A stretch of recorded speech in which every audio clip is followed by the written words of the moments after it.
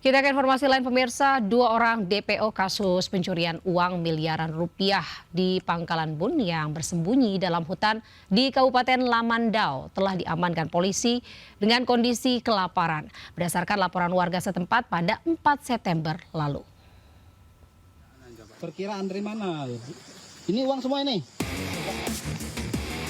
Kedua pelaku pencurian uang sejumlah 1 miliar rupiah diamankan warga desa Kudangan, Kecamatan Delang, Kabupaten Lamandau pada hari Jumat 5 September 2025 dini hari saat bersembunyi di hutan desa setempat.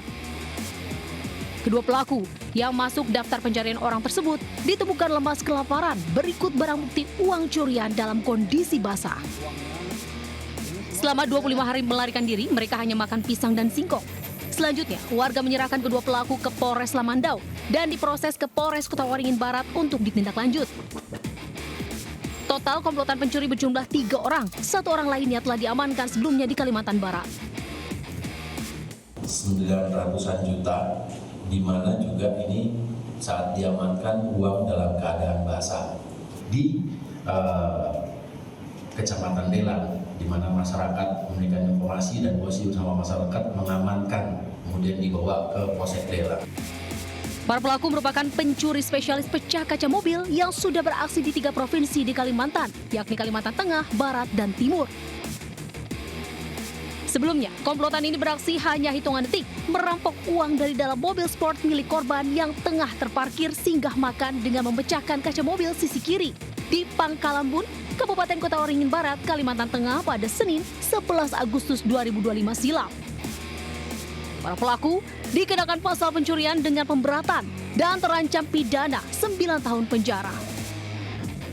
Dari Pangkalan Bun, Kabupaten Kota Waringin Barat, Kalimantan Tengah, Sigit Sahwan Pamungkas melaporkan. Pemirsa, sejumlah jemaah calon haji dan umroh melaporkan pemilik travel di Gorontalo ke Polda atas dugaan penipuan dan persoalan legalitas perusahaan. Para jemaah yang diberangkatkan harusnya menjalankan ibadah haji namun tertunda alias gagal karena menggunakan visa kerja.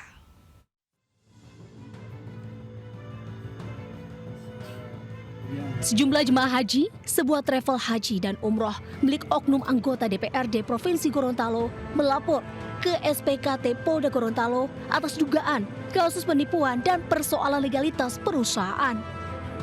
Para jemaah haji ini sebelumnya terlantar di Bandara Jeddah karena para korban menggunakan visa kerja.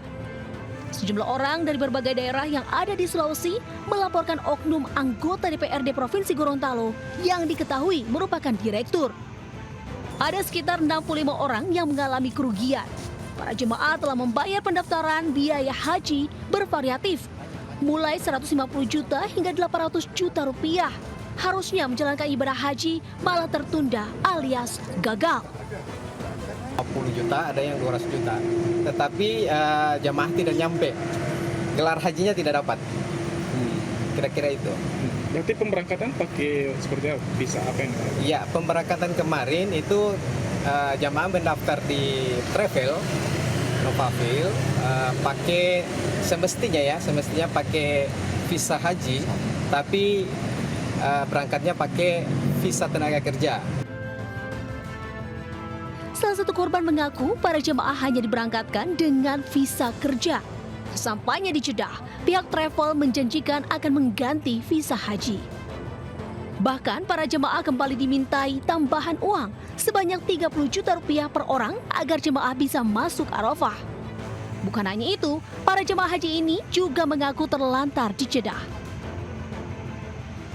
Sampai di Jeddah itu kita dijanjikan berangkat pakai visa haji lengkap, kita tinggal berangkat ke Mekah.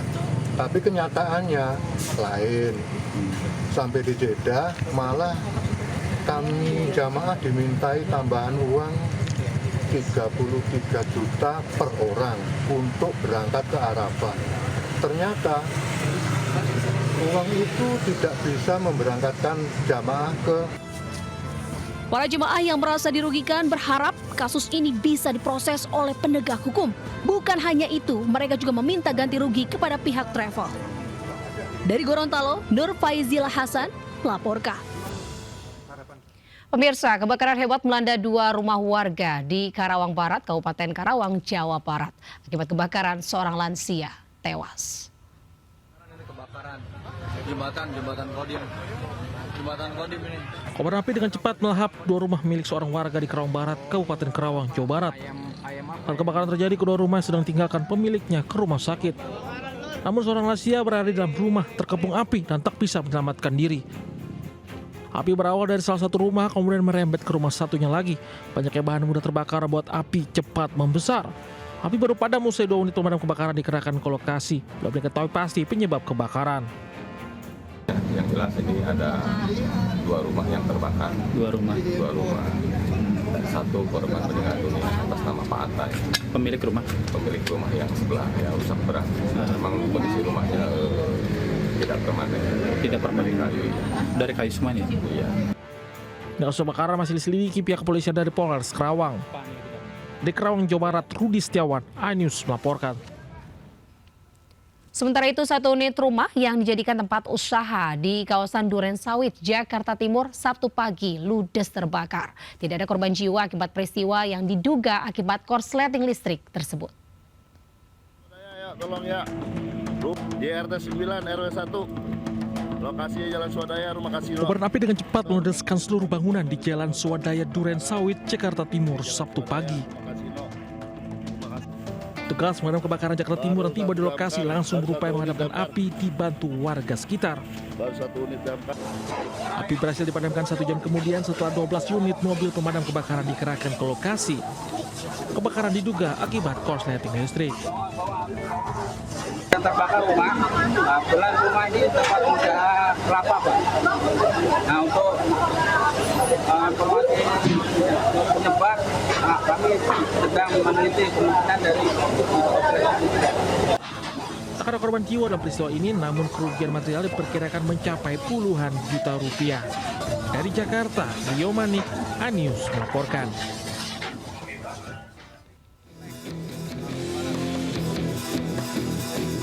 Kobaran api pertama kali terlihat dari bagian sebuah truk kontainer yang tengah terparkir di Jalan Agung Barat 2, Sunter Agung, Tanjung Priok, Jakarta Utara. Api kemudian membesar dan membakar seluruh isi dalam truk yang berupa paket. Tak ada korban jiwa dalam peristiwa kebakaran ini, namun barang paket ekspedisi yang berada dalam peti kemas ini ludes di dalam si jago merah. Belum diketahui penyebab kebakaran ini, namun menurut keterangan saksi, awalnya sang sopir dan kernet mau melakukan bongkar muat barang paket yang ada di dalam truk kontainer. Tiba-tiba terdapat percikan api dari kabel udara yang menempel di atap peti kemas lalu terbakar. Ada banyak dari plastik juga, mungkin dari situ juga kebakar di dalam itu karena uap panas sehingga menyebabkan kebakaran dalam. Ya alhamdulillah untungnya langsung bisa kami atasi. Untuk penyebab pasti kebakaran ini masih dalam penyelidikan pihak kepolisian dari Polsek Tanjung Priok, Jakarta Utara. Dari Jakarta, Sofian Firdaus, iNews melaporkan. Pemirsa, diduga remblong sebuah bis listrik Transjakarta jurusan Pulau Gadung, Galunggung ini menabrak 2 toko perabotan kantor di Jalan Minangkabau, Menteng Atas, Jakarta Selatan. Akibatnya kondisi toko rusak parah dan 1 orang mengalami patah tulang.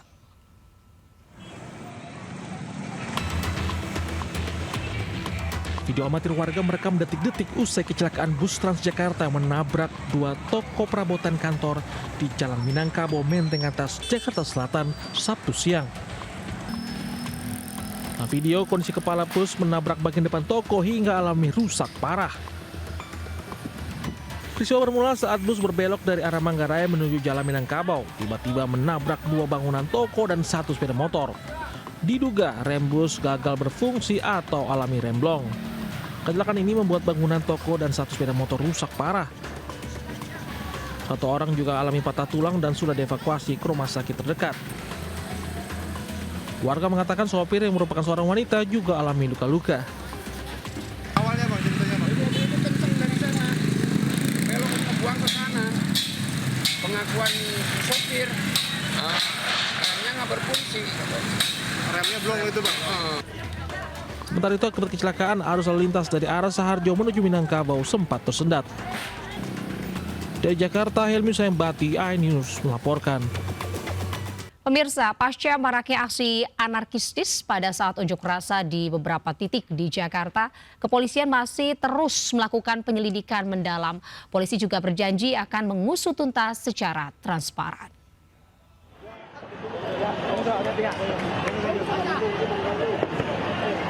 Pasca maraknya aksi anarkistis pada saat demonstrasi di beberapa titik di Jakarta, kepolisian masih terus melakukan penyelidikan mendalam. Polisi berjanji akan mengusut tuntas secara transparan para pelaku yang menjadi provokator serta pelaku anarkistis tersebut. Kabid Humas Polda Metro Jaya, Kombes Pol Ade Arisyam Indradi menyebut polisi masih terus mengusut aktor utama di balik aksi anarkistis yang terjadi di sejumlah titik di Jakarta. Yang jelas komitmen Polda Metro Jaya untuk atau akan menindak tegas pelaku aksi anarkis, dan komitmen Polda Metro Jaya akan mengusut tuntas aktor utama, aktor penggerak utama di balik kerusuhan. Ini masih berproses, ya, mohon waktu. Sementara Menko Bidang Hukum, HAM, Imigrasi, dan Pemasyarakatan Yusril Iza Mahendra memastikan tindakan seluruh aparat berada di koridor hukum dan mengedepankan hak asasi manusia. Pemerintah juga menjamin kebebasan berpendapat masyarakat.